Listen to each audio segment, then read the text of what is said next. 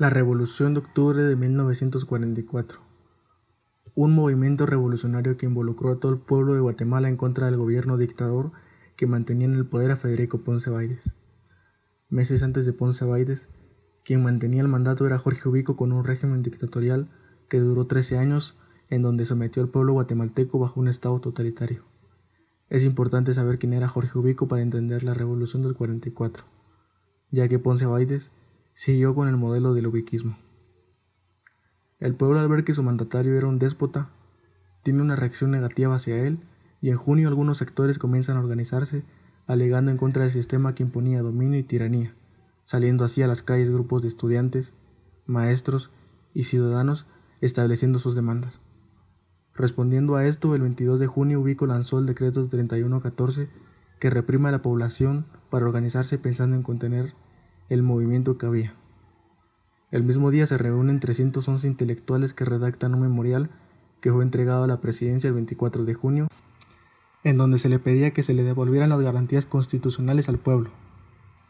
Luego de conflictos y la muerte de María Chinchilla, se le entrega un nuevo memorial a Ubico en donde se le pide la renuncia absoluta, y al ver que incluso gente cercana a él estaba en su contra, se dio cuenta que el único camino que lo quedó fue el de su baja como presidente.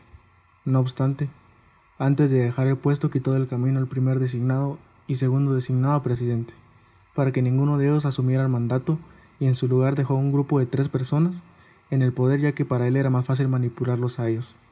Y es así como un 4 de julio, entre esas 3 personas, la asamblea eligió a Federico Ponce Báidez como el nuevo presidente de Guatemala. En el pequeño periodo que Ponce Báidez estuvo en el poder, la gente se dio cuenta que era un nuevo dictador al mando de la nación, un autócrata que seguía el modelo de Ubico. La gente conmocionada comenzó a organizarse de nuevo en contra del gobierno. Las primeras semanas fueron claves en la unión de fuerzas que querían derrocar al sistema. Esto incluye estudiantes, militares y jóvenes. La noche antes, el 19 de octubre, fue muy importante, ya que se daba a conocer la estrategia que diseñaron los militares jóvenes que estaban en contra del régimen déspota que estableció Ubico y que establecía Báidez. Las personas conocedoras de la conspiración se acostaron vestidos y con zapatos puestos, listos para levantarse contra el tirano. Ellos sabían que la derrota de la revolución era la derrota del pueblo. Quienes dirigían la estrategia eran Carlos Aldana Sandoval, Francisco Javier Arana, Jacobo Arbenz Guzmán y Enrique de León Aragón. En conjunto, los estudiantes, maestros, militares y civiles revolucionarios comienzan con el movimiento para derrocar al gobierno de Federico Ponce Báidez.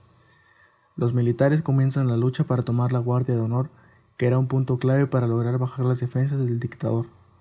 Al tener control sobre la Guardia de Honor, se tiene en disposición la artillería de la misma, artillería como los tanques.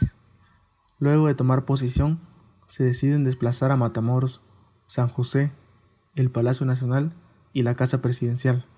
Con esto logran rodear literalmente a Ponce Báidez y lo acorralan, dejándolo sin opciones.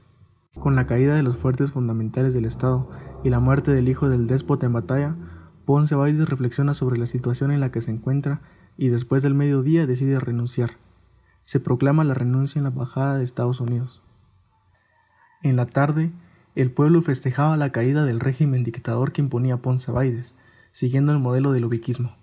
Se forma la célebre Junta Revolucionaria de Gobierno, quien asumió el poder conformado por Francisco Javier Arana, Jacobo Arbenz Guzmán y Jorge Torriero. Todo el país contento porque se avecinaba un cambio en la sociedad guatemalteca. Aquí es cuando surge la primavera democrática. Luego de que la Junta Revolucionaria asumiera el poder y Jacobo Arbenz Guzmán sea proclamado presidente de la República, las cosas cambian y Guatemala comienza a desarrollarse en muchos aspectos. Algunos de los logros que obtuvo Jacobo Arbenz Guzmán constituyen el reconocimiento y formación del derecho al trabajo, la creación del Comité Nacional de Alfabetización, así como también las escuelas tipo federación, la construcción de la carretera del Atlántico y el puerto de Santo Tomás de Castilla. Jorge Ubico sometió al pueblo en su largo periodo de 1931 a 1944. El mismo año asume el poder Ponce Báidez y es derrocado 3 meses después de su proclamación. Luego la Junta Revolucionaria estuvo en el gobierno por 5 meses y le entregan el poder al nuevo presidente electo, Juan José Arévalo Bermejo, que fue parte fundamental del crecimiento en Guatemala, conocido también como el primer gobierno de la primavera democrática. Es así como marca la historia de Guatemala los gobiernos totalitarios y la revolución de los alzados.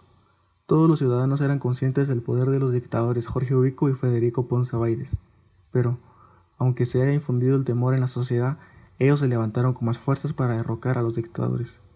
Como dijo un estudiante revolucionario, mientras haya pueblo, habrá revolución.